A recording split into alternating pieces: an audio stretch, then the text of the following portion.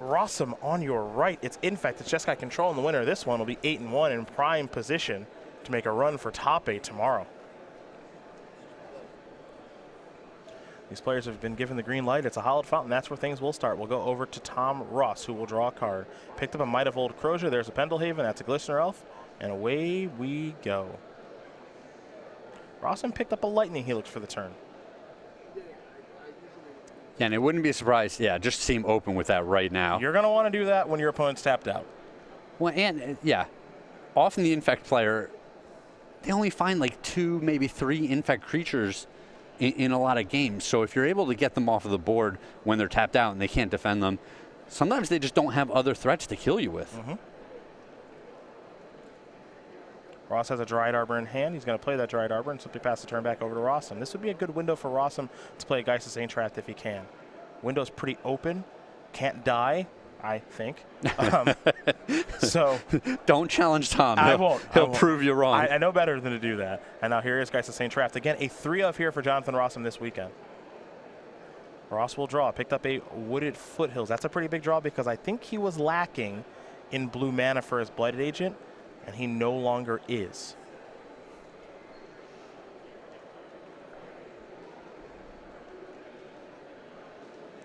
So the boss is going to sacrifice a Wooded Foothills.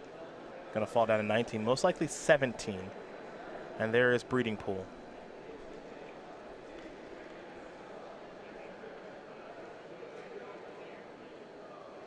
There is Blighted Agent with Pendelhaven at the ready. That can mean so many different things. It can mean a Pendelhaven activation. It can mean Vines of Vastwood. It can mean Blossoming Defense. We're going to head over to Jonathan Rossum.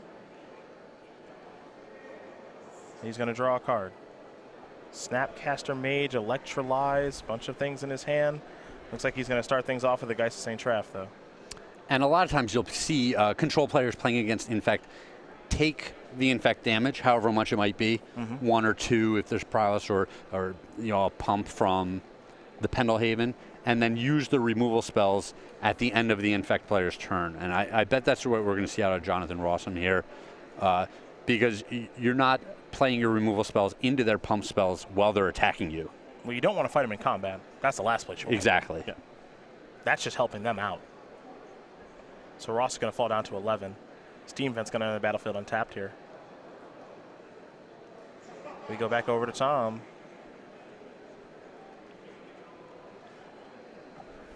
Now it's funny, right? Because we're playing a game here where Rossum has 4 mana up. This is Cryptic Command, this is Path, this is Snap plus Helix, this is Bolt, this is Electrolyze. It's literally everything. Yes. And Tom's going to try to figure out how to navigate through this.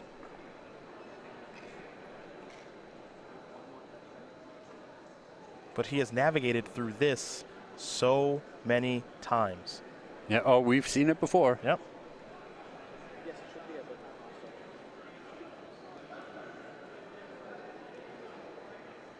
And it looks like he's going to start with Might of Old Crozier. I mean, his hand looks good. Yeah, his hand has enough pump to just kill his opponent here. This is Cryptic Tap and Draw. I like it. That's smart. That's smart. I like that too. Not Cryptic Bounce and Draw. Any of that nonsense. Cryptic Tap and Draw. In comes the Angel. Going to activate Inkmoth Nexus and block. He's going to Pendelhaven. Electrolyze. That's a pretty good beat in there.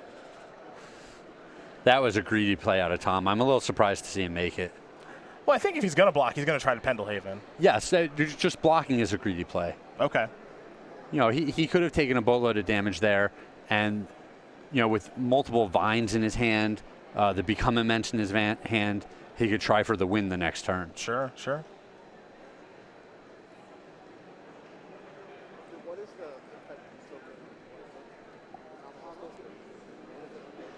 Rossum's coming in. See if Tom's going to try to block with Inkmoth Nexus now. Yeah, it's funny.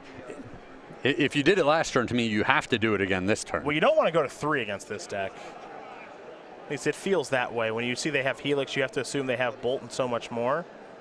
Yep, so he's going to fall down to 3, and Tom's just like, if you're going to kill me, you're going to kill me. There's Snapcaster Mage. Here is Lightning Helix going to go upstairs, and that is going to do it. So Jonathan Rossum with some nice play there with Cryptic Command and that Electrolyze is going to win game number 1 here over Tom Ross. Tom could navigate through all of it. So Jeskai Control very quickly up a game here over Infect. And as we mentioned right at the top, Tom has navigated through this stuff before, but wasn't able to do it that game. Yeah, it looked like Tom had the pieces. If his opponent just made any misstep, just gave him any window, he was going to win that game. But Rossum played it very smart. You know, the more conservative play. I like the tap and draw with Cryptic Command. It is essentially just countering the opponent's pump spell, but it also ensures there's no way you're going to die to a pumped up Infect creature that turn by tapping. Which is smart. Yeah, which was smart. And the Electrolyze was just the perfect spell for him to have when Tom tried to go on block. Lined up well, won the game. We take a look at the sideboard here. We're going to start with Tom Ross, who has 3 Ceremonious Rejection, 2 Nissa Voices Zendikar, and a lot of one-ofs, so buckle up. Grafdigger's Cage, Relic of Progenitus, Wild Defiance, Dispel, Nature's Claim, Twisted Image, Viridian Corruptor, Dismember, Spell Pierce, Tezzeret's Gambit. All right, and we saw him play against a control deck earlier where the Nissa Voice of Zendikar came in. It was pretty interesting, and it seemed like a strong card. With all the targeted burn removal, I can see the Wild Defiance coming in this matchup. The Dispel seems strong. The Spell Pierce seems pretty good as well. Other side of things here for Rossum, he's got 2 Ceremonious Rejection, 2 Relic of Progenitus, 2 Stony Silence, and a bunch of one-ofs. And Dispel, Celestial Purge, Rest in Peace, Disdainful Stroke, Wear Tear, Anger of the Gods, Vendilion Click, Supreme Verdict, and Elspeth Sun's Champion. Not a whole lot of great cards here, but there's definitely some that he's going to want to bring in. I like the Dispel. I like the Anger of the Gods. I actually like the Vendilion Click a lot in this matchup. Just getting to peek at your opponent's hand while you deploy a threat is huge. It allows you to play so efficiently for the rest of the game, knowing exactly what's going on over there. So those are the options there for both players. It's an interesting back and forth, that's for sure. Tom being on the play here might change some things, so we'll see how things do go. That game was interesting, though. Just because, you know, Tom in the face of 4 mana where they can have everything is just really difficult to overcome for this deck. There's so much that can go wrong. And starting with Might Crochet isn't a bad place to start because you can kind of trap them with vines and various other things. So Cryptic Command is tapping to draw. It's such a good use of Cryptic Command. Yeah. It's really, really nice. Yeah, it's definitely the way to do it. It was interesting. I didn't expect to see Tom lose the game still having just a whole bunch of pump spells in his hand. Yeah, neither did I. But that's the way. You know, he tapped out at a pretty poor time. All of his creatures got killed, and then the pump spells are just still there later in the game, just not doing a whole lot. All right, let's talk about the StarCityGames.com weekly sale one more time here before we do conclude coverage for the day.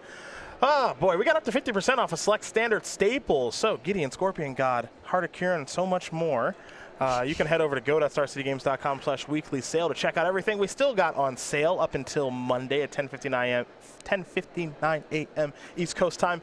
And then we'll have a new sale for you at 11 a.m. East Coast time. Go.starcitygames.com/weekly sale. I recommend that you bookmark that hyperlink. Yeah, don't waste it. It's just easy.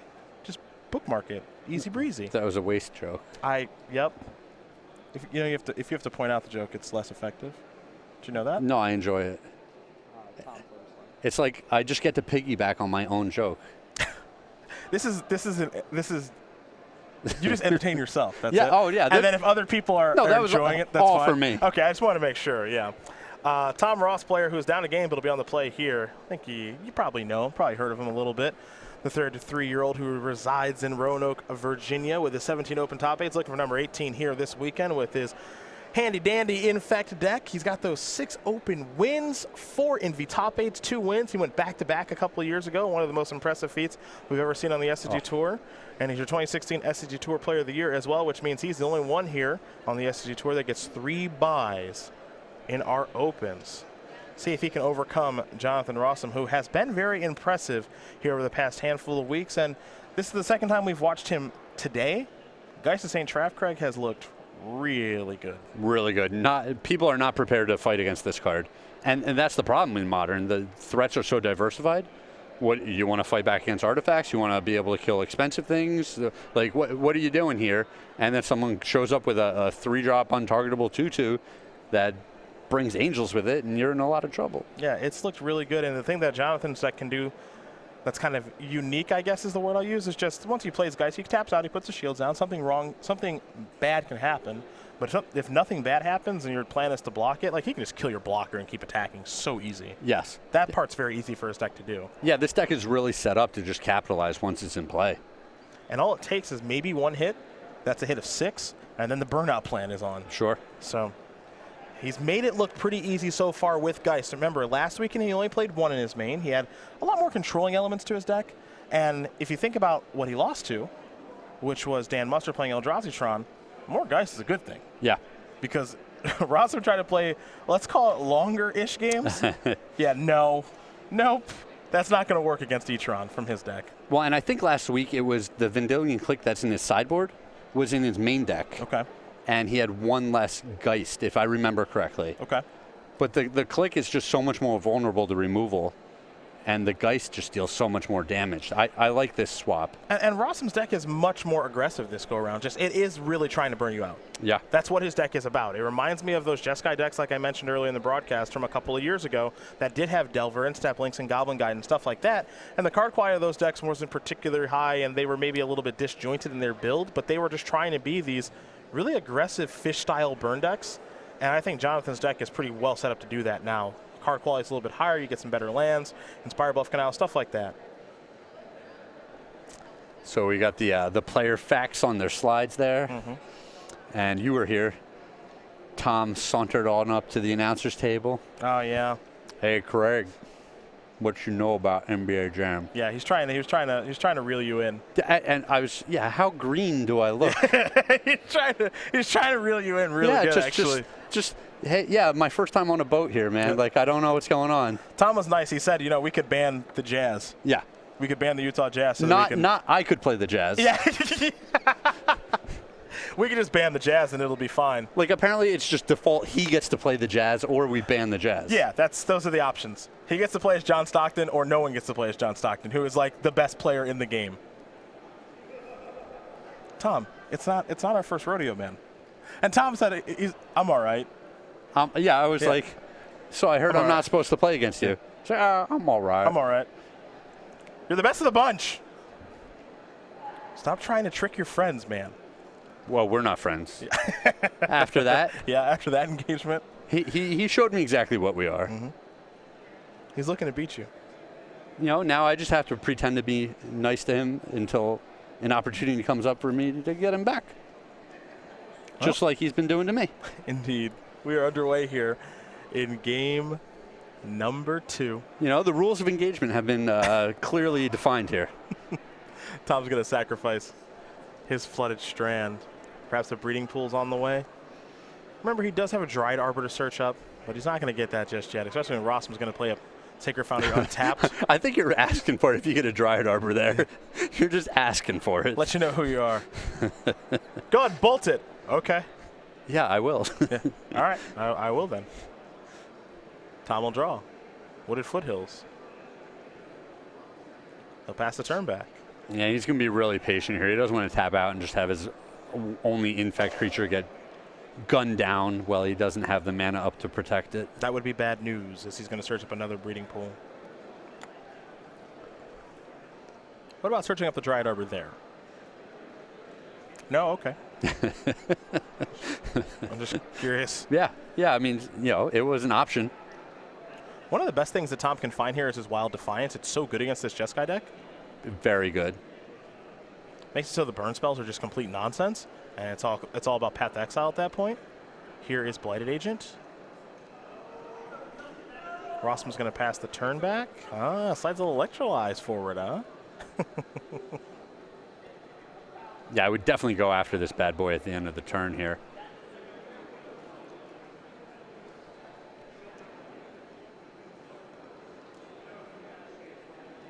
Yeah, I like this. Yeah, I think you got to try to kill it. Even if it doesn't work, you untap.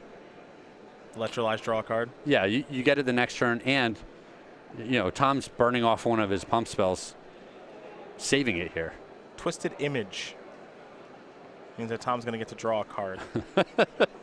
All right, you got it. Yeah, resolves. That one looked a little weird. And clearly you just wanted to cycle the Twisted Image. Yeah, not doing much else. Rossum will play a Flooded Strand past the turn back. Let's go back to Tom. Looks like he's drawing a Vines of the Vastwood. Twisted Image used to be so good. Ah, there's the Wild Defiance. We got a reader. Not going to like what you see, Jonathan. Let's take a look at Wild Defiance here. Very powerful enchantment in this deck. Whenever a creature you control becomes the target of an instant or sorcery spell, that creature gets +3/+3 until end of turn. It's theirs or yours. Yeah, it turns all your pump spells into super mega pump spells. Turns all of their removal, their burn spells, into not burn spells. Into absolute garbage.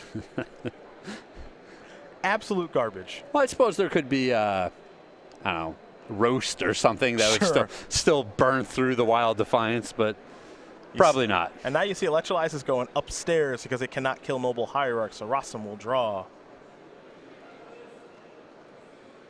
And this also gives Tom such nice protection of just saying, you know what, I can go in with Inkmoth Nexus now. Yes. Because all I need is one protection spell in Vines or Blossoming Defense to get the job done. He's going to play Windswept Teeth. He's going to activate. Yeah, it's go time is what it is. Attack you. Exalted Trigger. Maybe not. And if Rossum's play this turn is Cryptic Command, you know, like bounce your thing, or if it's Cryptic Command, just tap your team, that's fine. Yeah, I think Tom's actually perfectly fine with that. That's totally fine. Rossum will draw. Serum Vision's going to start there. He'll draw, I think, ooh, Wear Tear is interesting. Yeah, that's a good one. Yeah? You know, that's one that I wouldn't expect to see him bring in until he's seen a card like Wild Defiance. Well, it does kill Inkmoth. Sure. So at the very worst, it'll take care of that. Rossum thought about playing Colonnade. He might play a different land now. He will play Colonnade past the turn back. Tom will untap.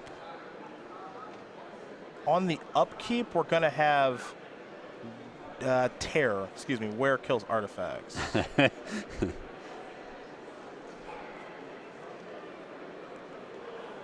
Tom is going to sacrifice this Wooded Foothills, going to get a basic forest.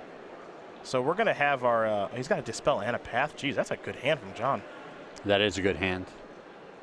Because I think Tom's going to activate his Nexus here and use a pump spell on it to get the bonus from the Wild Defiance. I would think so. Mutagenic Growth. It's a good place to start. This is a Path to Exile. His last card is a Vines. That's a Dispel. Goodness. Jeez. He had it all. Yes, he did. Did Jonathan Rossum. And now he's in a great spot. Yeah, because he's taking care of Wild Defiance, too.